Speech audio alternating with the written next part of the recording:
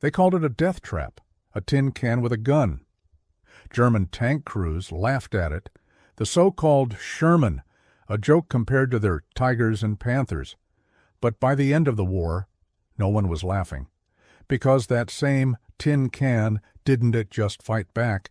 It swarmed across Europe like an unstoppable tide, crushing the Reich's steel beasts under the sheer weight of numbers and will. In 1942, the German army ruled the tank war. Their Tigers, massive, invincible, and terrifying, could destroy an enemy before it even saw them.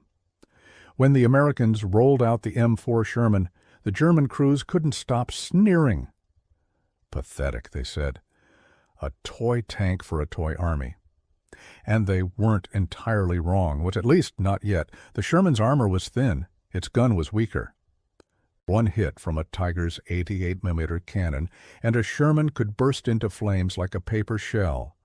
But what the Germans didn't see was what came next. While Germany struggled to produce a handful of Tigers a month, American factories were roaring, building Shermans faster than the Germans could destroy them. Detroit's assembly lines worked around the clock. By the time the Tigers reached the front, the Shermans were already waiting, dozens, then hundreds, pouring off landing ships like an iron flood. Yet the mockery continued. German radio intercepts captured tank crews joking about the American ovens on wheels. But behind that arrogance, there was a hint of fear, because even if one Sherman burned, 5 more appeared over the next hill. And that's when the laughter started to fade. By mid-1944, the tide of war had changed, not because of one superior tank, but because of thousands of good enough ones. The Shermans weren't designed to outgun the Tigers. They were built to outlast them. When the Allies stormed Normandy, the beaches trembled under the weight of steel. Endless rows of M4s rolling through the mud, their engines roaring like an army of mechanical beasts. German observers couldn't believe what they were seeing. For every Tiger on the field, there were 10 or sometimes 20 Shermans pushing forward. The Americans learned fast. They fought smarter, not harder. Shermans flanked instead of charging head-on. They moved in coordinated packs, 3 distracting the Tiger's front, while another circled to strike its vulnerable rear. It wasn't brute strength anymore. It was teamwork. It was adaptation. Inside those Shermans were crews who knew the odds. Young men barely in their 20s, gripping controls with trembling hands, knowing one wrong move meant death. Yet they pressed on, because for every tank lost, another would roll in right behind it. The Germans began calling it der Eiserne Strom, the Iron Stream. And while German tanks sat idle, waiting for precious fuel or repairs, the Shermans just kept coming. Easy to fix, easy to replace, easy to drive. It wasn't about perfection. It was about persistence. By the time the Allies broke through France, one truth was becoming clear. You could kill a Sherman, but you couldn't stop the army behind it. As the front lines pushed eastward, the Germans began to realize a terrifying truth. They weren't just fighting tanks, they were fighting factories. Deep in Detroit, Pittsburgh, and Chicago, production lines worked day and night.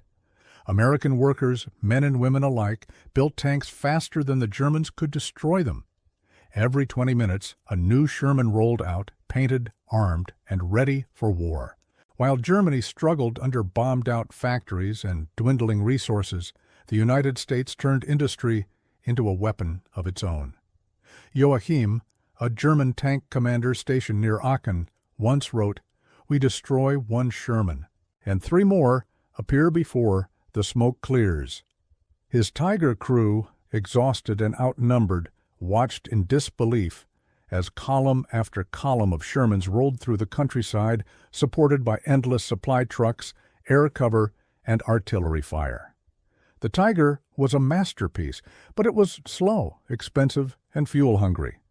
When one broke down, it could take weeks to repair. The Sherman, though? Mechanics could fix it with a wrench and a torch by the roadside. The Allies weren't just fighting smarter. They were fighting sustainably. The Shermans didn't need to win every duel. They only needed to show up to every one. And as the skies filled with Allied planes, the once invincible German armor found itself stranded, ambushed, and overwhelmed. The Tiger's roar was being drowned out by the rumble of 1,000 American engines. The war of skill was slowly becoming a war of supply. And in that kind of war, America was unstoppable. By 1945, the legend of the Tiger had turned to desperation. Its crews still fought with courage, but courage could not stop what was coming, a storm of Shermans rolling across Europe like an iron tide. In the snowy fields of the Ardennes, the final humiliation came. German commanders watched as their once feared Tigers fell one after another, not from superior firepower, but from exhaustion, fuel starvation, and endless waves of enemy armor. The Shermans attacked in coordination, flanking, overwhelming, and burning through the German lines with mechanical precision. What the Germans had mocked as Tommy Cookers, tanks that supposedly burned too easily, were now everywhere. They crossed rivers, climbed hills, and moved faster than the Tigers could even rotate their turrets. Allied air support struck from above, and the Shermans pressed from below. The Tigers were trapped in a war of attrition they could never win. In the final days, German crews began abandoning their tanks, sabotaging them, rather than facing inevitable defeat. Many looked across the battlefield at the endless columns of Shermans and finally understood. The Allies hadn't built a better tank, they had built a better system. The Sherman wasn't the strongest, nor the most armored, but it was everywhere. It embodied the spirit of industrial might, teamwork, and relentless momentum. It didn't need to be feared, only to be multiplied. As one American tank commander said while surveying the battlefield, "They had monsters, we had numbers." And in that equation, the world changed forever. If this story gave you a new perspective on the machines that shaped history, make sure to like this video, subscribe to World War Ashes, and share your thoughts below.